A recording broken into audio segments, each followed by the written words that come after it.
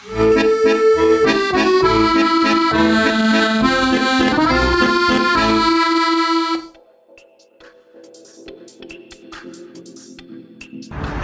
uus hotell jälle. Kerge nupp on ees nendest juba vaikselt hotellidest. Aga mis seal ikka, hotell näeb välja selline.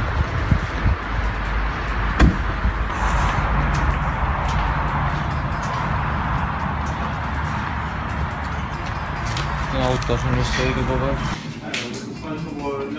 Premier étage, porte en face ensuite à droite. Ça c'est un code si vous rentrez ce soir après 23h, donc c'est sur le digicode de l'entrée des qu'ils ont donné. Kui te tunneksite neid aise siin, mis siin praegu on, siis... No teeb väga hull jah. Suitsu siin teha ei tohi. Normaalne tuba. Tavaline. Nagu ikka. Kohustuslik WC. Mul on vaja minna nüüd kusele. Oota, ära siis haisuta palju. Haise jää peale. Noh, ilus maal on seina peal. Ei paista välja. Jah, veepudel isegi. Nii, kliima on siin ka. Vaatame, kas kliimade peal ka või tee. Natuke undab, aga see eriti ka hästi. Not bad. Nii. Tualett siis näeb välja selline.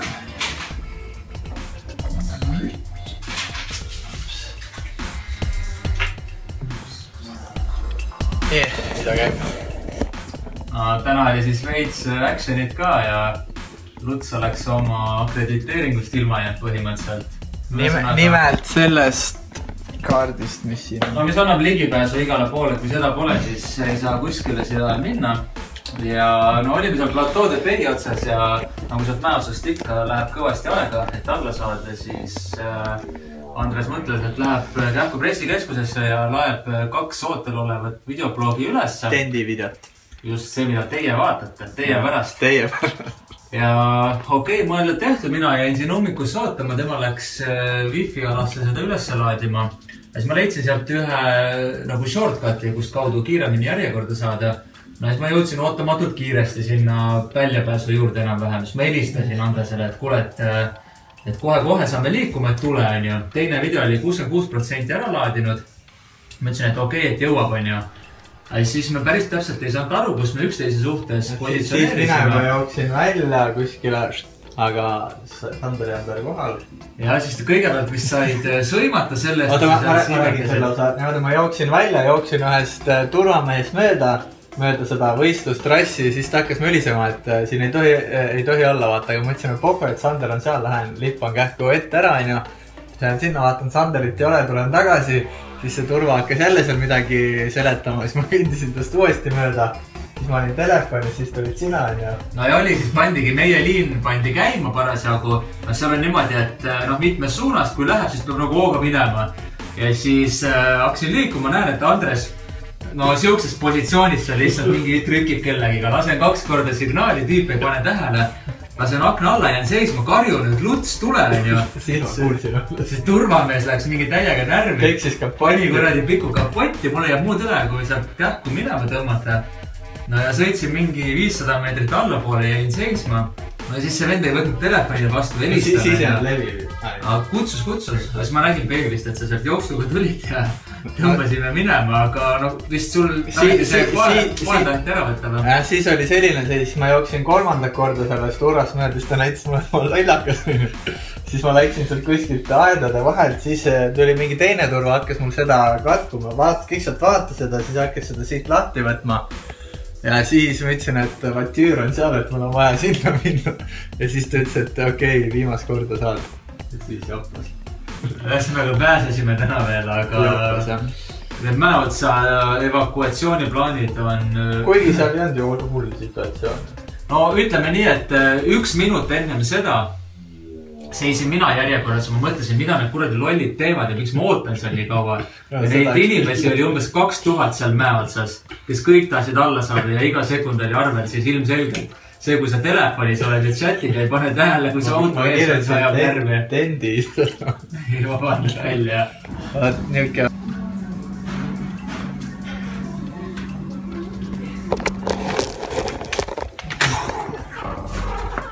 Ma ei lasknud sul öösel magada või? Ma oskasid jah? Kõvasti jah? Ma vahepeal jah. On nagu iga ööl põhimõtteliselt. Siis kui mul endal on lihtsalt sita mõni, siis ma kuulen. Enda arust ma ei norska, nii et... Kõik norskajad arvavad seda. Lihtsalt digistasin täna. Kõigepealt selle poole patja täis. Siis pöörasin patja teispidi, digistasin selle täis. Siis digistasin lina täis. Sa higistanud või? No, küll. Lahkume hotellist. Sander, palju punkte? Sander on loobunud hindamisega. Mina veel ei loobu. Annan tugevad 3 punkti. 3 punkti siis sellepärast, et pistik oli küll voodi kõrval, aga see ei töödanud. Siis tegelikult ma annan 4. Hommikusöök oli täitsa hea. Ja ma ei teagi, jube palav, ei 3, jube palav oli. Magada ei saanud absoluutselt. Ja nii ongi. Nii, Sander, mis meid täna ees ootab? Võidusõit. Võidusõit Tour de France, kes veel kursis ei ole. See kuskil 10-20 ees.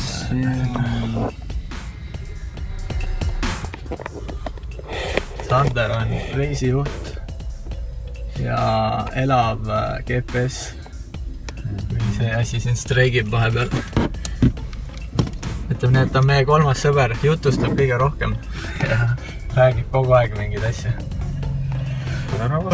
Palav. Oleme siis kuskil hotellis, kus on tiimid. Astana, Orica, Green Edge, M10 Quebec ja Jumbo ka vist. Siin ettevalmistused käivad juba. Hakatakse etapile minema. Võidusõitjad on kõik veel hotellis, toast, hakkavad välja tulema. Vaata, tee sellest pilt, kes tahab siis annetada või jälgida, peaks saama selle koodi sisse skännida. Siit saate siis pärast screenshoti teha. Nüüd väga eksklusiivne materjal Vincenzo Nibali ratast.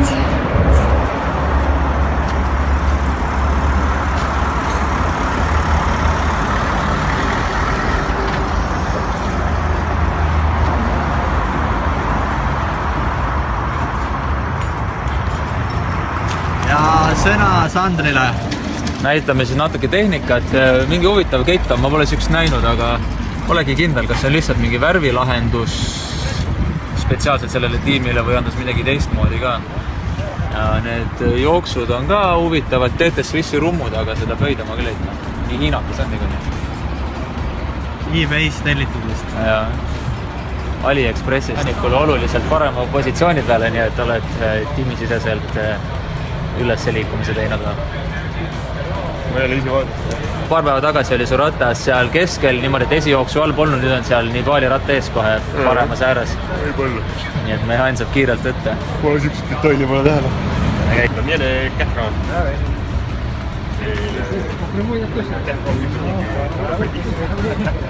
Ma teed kilo. Ei bussi, kes roolis on. Ma teed ka.